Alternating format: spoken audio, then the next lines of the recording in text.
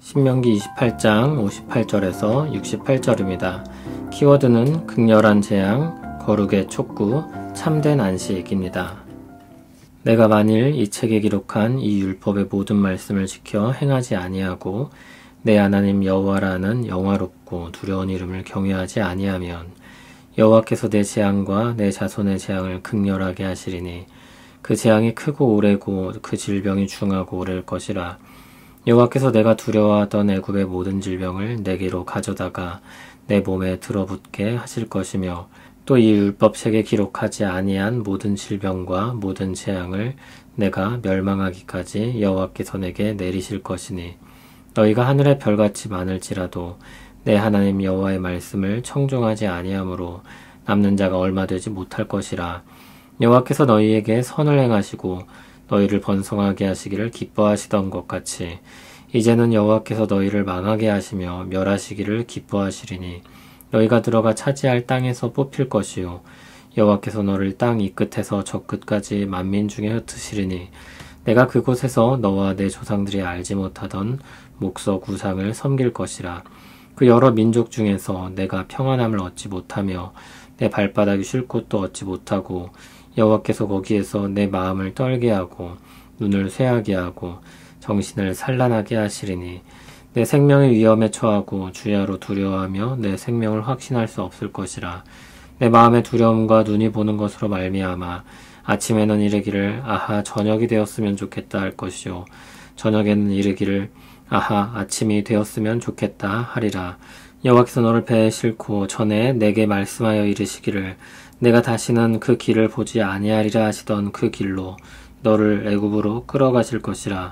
거기서 너희가 너희 몸을 적군에게 남녀 종으로 팔려 하나 너희를 살 자가 없으리라. 아멘. 저주에 대한 부분 마지막입니다. 가장 강한 어조로 이야기하고 있습니다. 뒤로 갈수록 경고의 목소리가 점점 강해지는 것입니다. 58절을 보면 다시 한번 불순종에 대해 언급합니다. 58절에 의하면 율법에 대한 불순종은 규칙을 어기는 잘못을 넘어서서 영화롭고 두려운 하나님을 경외하지 아니하는 것입니다. 그 결과는 59절에 말하고 있는 것처럼 그들과 그들의 자손이 극렬한 재앙을 당하는 것입니다. 그 재앙은 크고 오래고 그 질병은 중하고 오래일 것이라고 했습니다. 60절에서는 애굽의 질병에 빗대어 극렬한 질병을 말하고 있는데 바로가 완악할 때 열재앙을 내리신 이를 떠올리게 합니다. 61절은 율법책에 기록된 질병과 재앙이 전부가 아니라 하면서 그들이 멸망할 때까지 질병과 재앙을 내리실 것이라고 했습니다. 하늘에 별과 같이 많더라도 남는 자는 얼마 되지 않을 것이라 했습니다.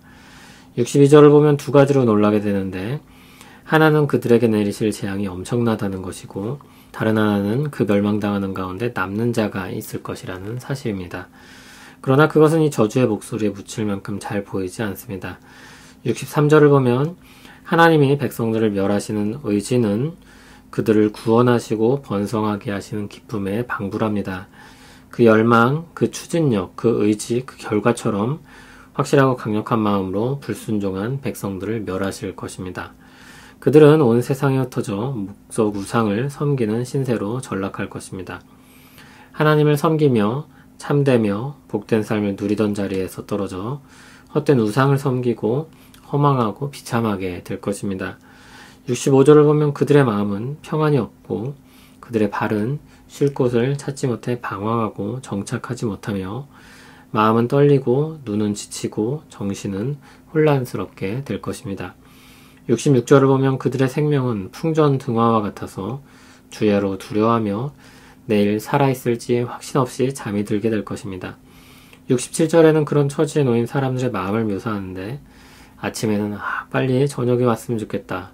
저녁에는 빨리 아침이 되면 좋겠다고 할 것입니다. 어서 빨리 이 고된 시간들이 지나길 바라는 것입니다. 그러나 그 시간들이 지나도 고된 시간이 계속되고 있음을 깨닫게 될 것입니다. 68절에는 그들이 애굽으로 끌려갈 것이라고 했는데 상징적인 표현입니다. 애굽에서 나온 백성을 다시 애굽으로 끌어가신다는 겁니다. 하나님께서 다시 애굽으로 가는 길을 보지 않을 것이라고 하셨었지만 백성들은 불순종하여 그 어두운 길을 통과해서 종된 자리로 돌아가게 될 것입니다. 오늘 본문은 하나님이 내리실 극렬한 재앙을 말합니다. 좋은 말씀만 들으면 좋겠지만 죄악이 이 땅에 들어온 후 좋을 수만은 없습니다. 죄악에 따른 결과에 대해서도 들어야 하는 것입니다. 그 결과는 멸망입니다. 그 죄악이 하나님 앞에서의 죄악이기 때문입니다. 거룩하신 재판장이신 하나님 앞에서 죄를 짓는다는 것은 그 이름에 대한 모독이며 무시입니다. 하물며 하나님의 백성으로 부름받은 이스라엘에겐 더욱 그러한 것입니다. 그들은 몰라서 혹은 실수로 죄를 짓는 것이 아니라 알면서 대놓고 죄를 짓는 것입니다. 그것은 교통경찰 앞에서 교통법규를 어기는 것과 같이 괘씸하게 여겨지지 않을 수 없는 것입니다. 미국 대부흥기의 주요 인물 중 하나였던 조나단 에드워즈 목사님은 하나님의 진노의 손 아래에 있는 죄인들이라는 제목으로 심판의 경고의 말씀을 선포했습니다. 심판의 경고에 대한 이 말씀은 사람들의 잠든 영혼을 깨웠고 주님께로 돌이키는 인도자 역할을 하게 되었습니다. 우리 역시 극렬한 재앙에 대한 말씀을 새길 때 그러한 은혜가 있기를 바라야 할 것입니다. 우리 죄악에 대해서는 더욱 민감하게 반응해야 할 것입니다. 성령님께서 회개할 것들을 생각나게 하실 때 그리스도의 십자가를 붙들고 회개의 자리로 나아가야 합니다. 또한 하나님 앞에 선하고 정직하게 살려고 애써야 합니다. 하나님 앞에서의 참된 경건이 이웃사랑을 포함하고 있다는 것을 기억하며 더욱 사랑하기 위해 힘써야 할 것입니다.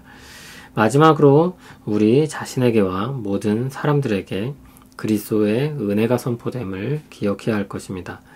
오늘 말씀을 보면 남은 자들을 이야기하시는데 하나님께서 열의를 갖고 재앙을 내리시면 누가 살아남을 수 있겠습니까?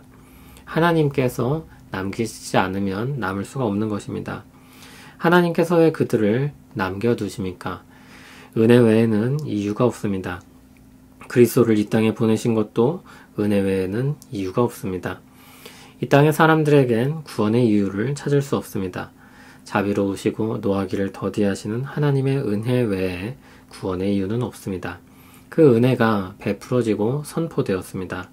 그 사실을 기억하며 감사하고 복음을 전파해야 할 것입니다. 모든 것이 우리가 힘써 거룩하게 추구해야 할 것입니다. 하나님을 경외하는 삶은 우리를 참된 안식으로 인도합니다. 하나님을 경외하는 삶을 떠나는 백성들을 향한 이와 같은 강력한 경고의 말씀은 참된 안식을 잃어버리지 말라는 말씀입니다. 주어진 복을 버리지 말며 그 복을 누리며 살라는 말씀입니다. 참된 복을 떠나 멸망으로 가지 말라는 경고의 말씀입니다. 하나님 안에 살도록 우리를 지으셨기 때문에 우리는 하나님 안에서 안식할 때까지 우리 마음은 쉼을 얻을 수 없습니다. 구약에선 그와 같은 사실이 피부로 와닿는 현실로 나타납니다. 신약의 백성들에게도 그와 같은 사실이 현실로 나타나기도 합니다. 그런데 또 다르게 나타나기도 합니다. 우리 안에 내주하시는 성령님이 마음을 깨닫게 하시고 변화를 일으키십니다. 우리는 우리 안에 주어지는 은혜로 보살핌을 받고 인도함을 받습니다. 주님이 우리와 함께 하시며 우리를 이끄십니다. 긴급한 일이거나 위태로운 일일 때 강하게 경고합니다. 하나님을 경외하지 않는 삶은 위태로운 삶입니다. 그래서 강하게 경고하시는 것입니다.